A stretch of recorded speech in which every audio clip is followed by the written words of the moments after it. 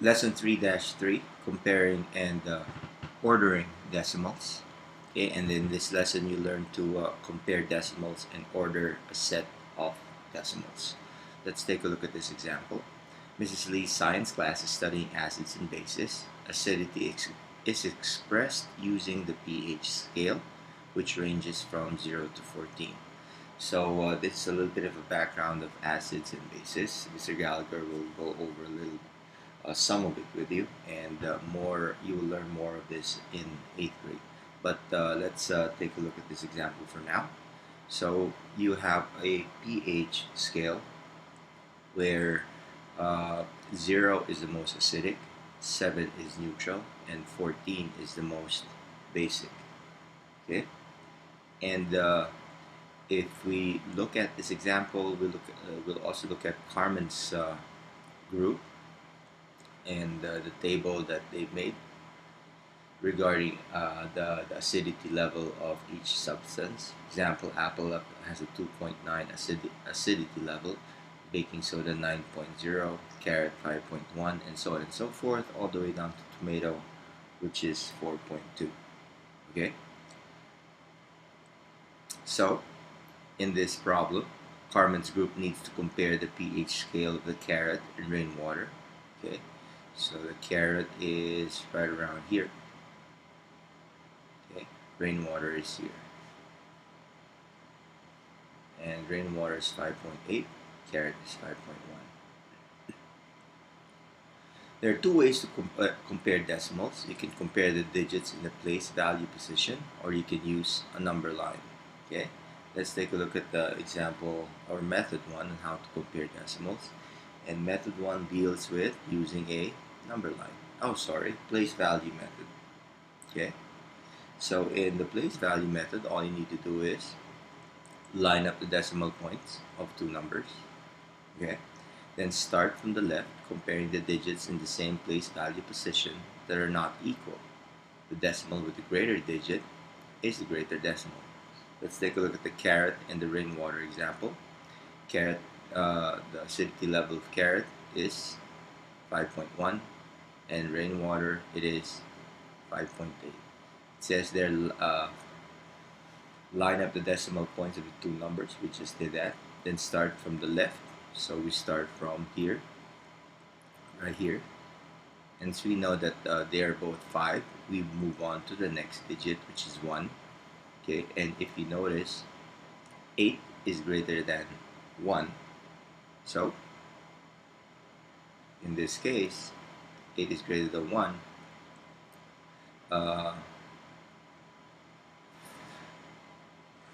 We can conclude that 5.1 is less than 5.8. Okay, because if you look carefully, okay, 1 is definitely less than 8, and that gives us 5.1 is less than 5.8. Method 2 is another way of finding out which decimal is greater by using a number line. Okay, so we have our number line. What we need to do is, on the number line, numbers to the right are greater than numbers to the left. So as you go to the right of the number line, you will notice that as you go this way to the number line, you will notice that the value becomes greater. Okay, so if we graph 5.1 on our number line, this is where it's going to fall. And if we graph 5.8 on our number line, this is where it's going to be. Okay, so we know for a fact that 5.1 is to the left of 5.8. Therefore, we can conclude that 5.1 is less than 5.8. Since 5.1 is less than 5.8, okay, the carrot is more acidic than the rainwater. Okay? Let's take a look at example number 1, which is greater 2.37 or 2.033. Let's use method 1 using the place value system. Okay? Again, the first thing that we need to do is we line up the decimal points of 2.037, okay, and 2.033. And we start at the left comparing each place value.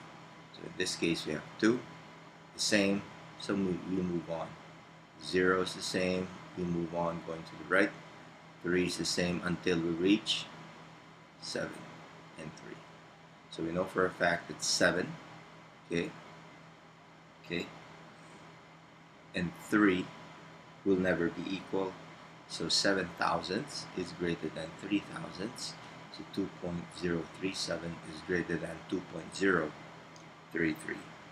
Using the number line right here, we know that 2.037 is located 2.033 is located somewhere there. Okay, and 2.037 is here, and this is 2.033 is to the left of 2.037. So therefore, okay, using our number line, okay, we know that again, okay, 2.033 is less than 2.037. Okay. Let's take a look at example number 2. See how this goes.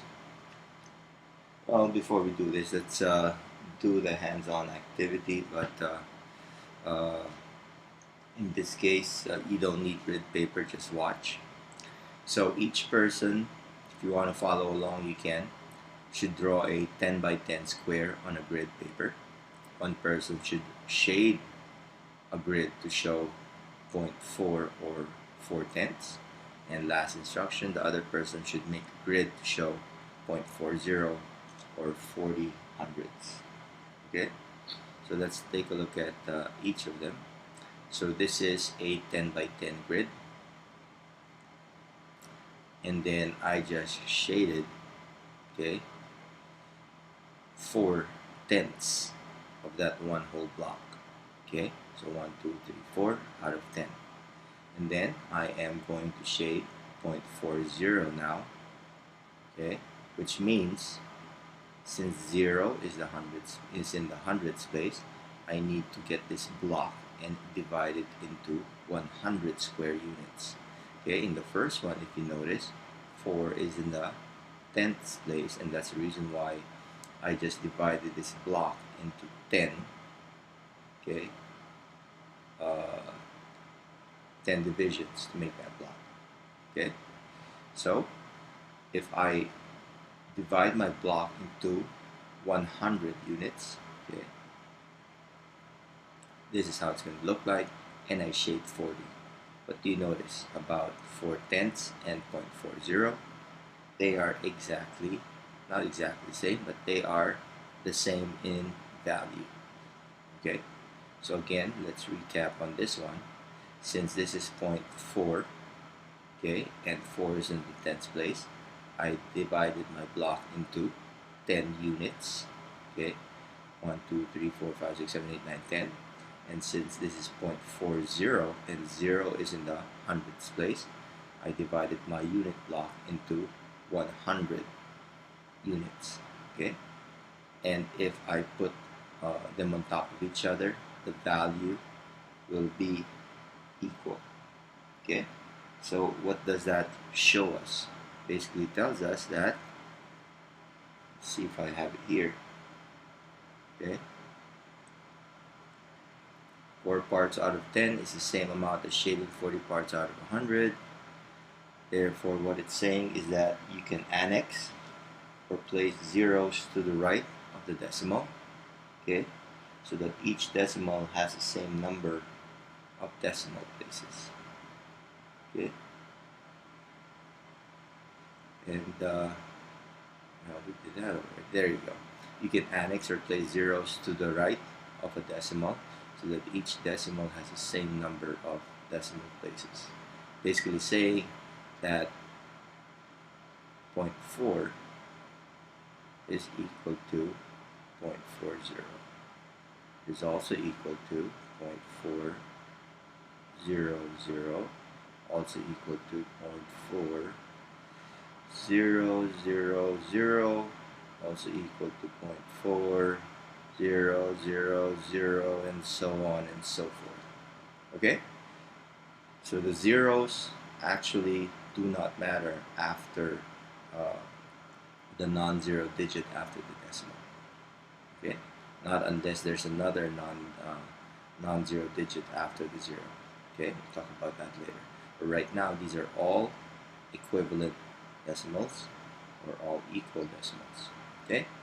Let's take a look at example 2, which is the greatest number, 19.48, 19.481, or 19.4. We will use method number 1 because that's the easiest method to use. Okay? And method number 1 talks about lining up the decimal points. So we line up our decimal points, 19.48, and then we simply annex a 0 so that each has the same number of decimal places.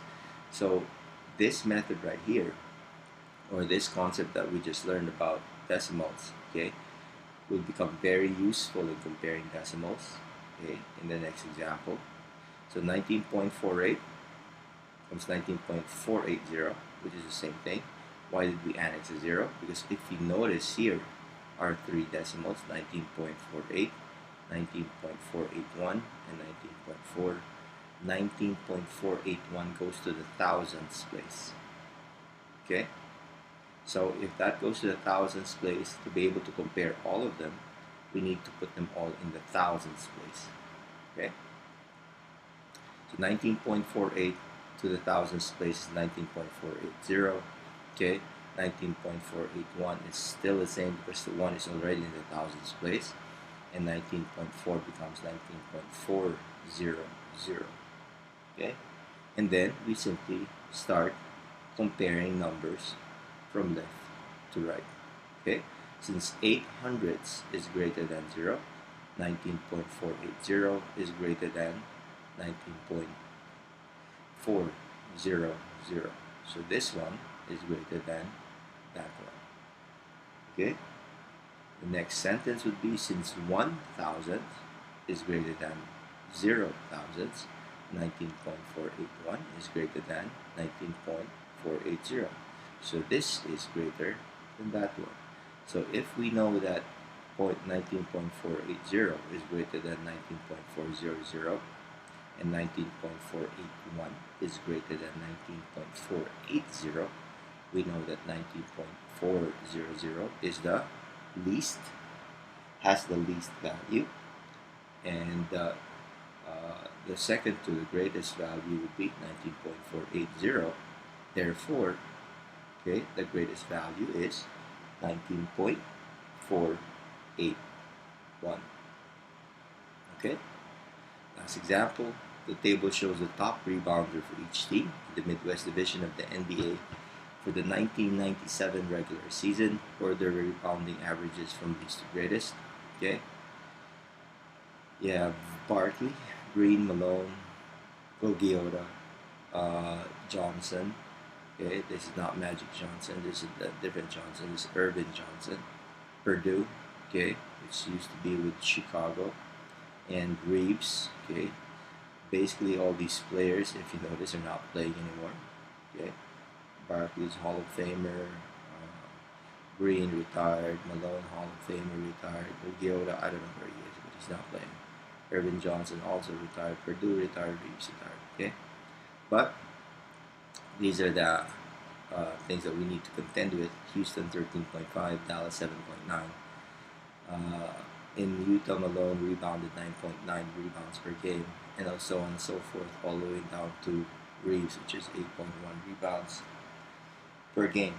Okay, so let's use a number line to be able to arrange them from least to greatest. This is a good method to use because you have a lot of decimals. Okay, so when you have a lot of decimals to compare, number line probably will be the best one. So you have here 7.9 would be your least value, okay, followed by 8.1, okay, and then 8.7, okay, 9.9 is after 9.8, okay, 11.1 is going to be there on the number line, and finally 13.5. Okay.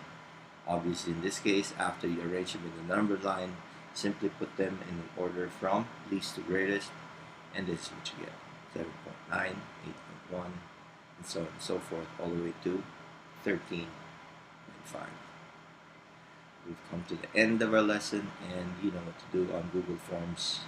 Not anymore Google Forms. I changed this, so this is going to be on my big canvas. So just note the correction. Type a summary of what you've learned by responding to the objectives of the lesson, and type a question you may want to ask in class about this lesson. Right? Thank you.